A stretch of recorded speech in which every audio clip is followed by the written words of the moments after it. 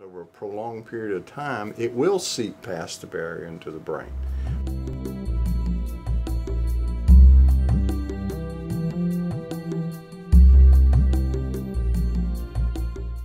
The same building blocks that are found in all of the proteins that we eat, whether they be bananas or meat or peanuts or what have you, they are found in NutraSweet. Now, the amino acids are contained in food, but if you have protein, meat, fish, and so forth, there may be 4% phenylalanine in the food, but not 50%. And we simply, biologically, don't know how to react to this flooding of these enormous amounts of amino acids in the body, especially the phenylalanine, which crosses the blood-brain barrier. It's meant to protect against, biologically, against poisons and so forth. It's also what's called a dipeptide. That is, it is two amino acids stuck together. One of those amino acids is something called phenylalanine. Phenylalanine is the building block for another important neurotransmitter called norepinephrine. So when you take in aspartame, you'll increase the availability of one and you'll decrease the availability of the other. You'll change ratios. And when you do that, when you change ratios of norepinephrine and serotonin, you certainly affect brain function. And this can lead then to mood symptoms, to panic symptoms in some people. It'll affect seizure threshold, which is why I think I saw the seizure in this initial patient back in 1985, and why I saw a lot of seizure activity in people who were taking in a great deal of aspartame. They knew that this product, aspartame, with time breaks down into a product called diketopiperazine. Diketopiperazine chemically is closely related to a carcinogenic compound that causes cancer in a lot of animals if they're exposed to it, and humans. So they asked the GD Cereal Company to do a separate study with the diketopiperazine. Well, when they looked at this study, they found some shenanigans as well. And one of the things is when you mix up the diketopiperazine with the animal's food, you have to homogenize it so that it's evenly distributed and the animal can't see it and avoid it. Well, I've seen pictures of the feed, and they left it in big clumps so the rats were eating around it, not actually eating the diketopiperazine. There was also evidence that they were giving the diketopiperazine to the control animals. And of course this came out because in the original study they found a 47-fold increase in brain tumors. In their diketopiperazine repeat study, they said, oh, well look, the control animals and the aspartame-fed animals have the same incidence of brain tumors. Well, when the neuropathologist looked at it, they said, well, that's kind of strange because now your control animals have a very high incidence of brain tumors that's not naturally found in these mice. And then when they looked at the feed, they found out there were some mix-ups of the feed so that the diketopiperazine was being fed to the control animals. These are the sort of things that's in the Bressler report that the makers of NutraSweet would not like the public to know about, because it's very frightening. You know, when the pathologist, Dr. Adrian Gross, looked at the material as well, very well-regarded pathologist, and he looked at it and he was absolutely shocked. He said it's just an enormous increase in tumors, particularly the brain tumors. And of course that's exactly what we're seeing now, is this tremendous increase in brain tumors in this country, which is completely unexplained by the neurological profession.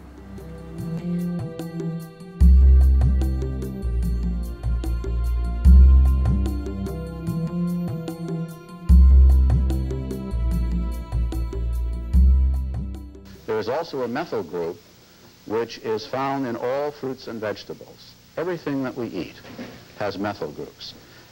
When the body metabolizes, when it breaks down aspartame, you wind up with a small amount of methanol, which is wood alcohol. That in turn is broken down into formaldehyde, which the body cannot get rid of, the body stores. Now the industry has made a big deal about supposedly the fact, it's not really a fact, but what they claim is that when you take in fruit, you take in more methanol.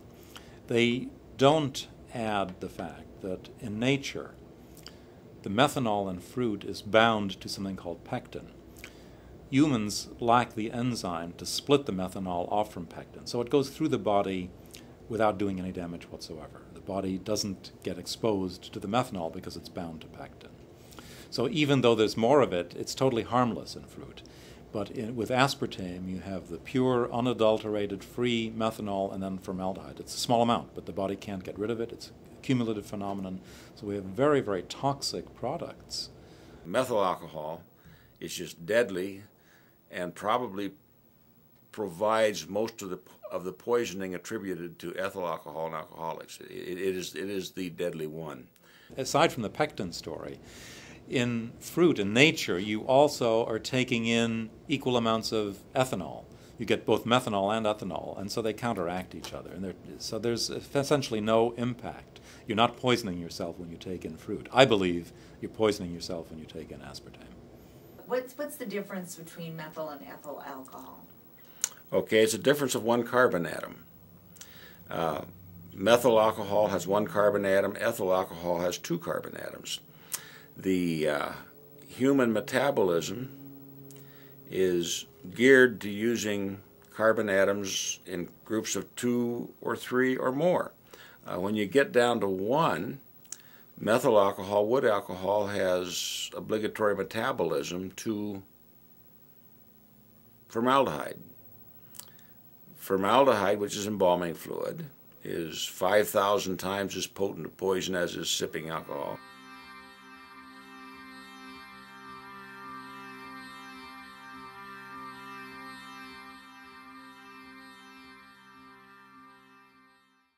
The FDA, which is the watchdog of American safety that we have empowered to protect the American public against food additives and drugs, has repeatedly reviewed all of the data that has been forthcoming from hundreds of studies about aspartame. Back in 1965, according to G.D. Searle, one of their researchers was working on an ulcer drug when he happened to get some of the substance on his finger, and instinctively, he licked it, noticing its sweet taste. One of the first tests conducted on aspartame was a 52-week study of monkeys to determine the effects of aspartame on primates. 7 monkeys were fed aspartame with milk. 5 of those monkeys had grand mal seizures, and 1 died.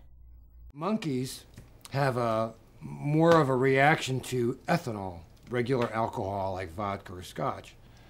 They have a real high resistance to methanol, and even though they were fed aspartame with milk, they still came down with seizures, and 1 died of, I guess, cardiac arrest from overstimulated nervous system.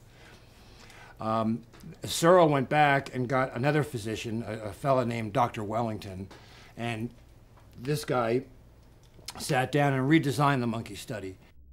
In that same year, Dr. John Olney found that oral intake of aspartic acid could cause brain tumors in mice.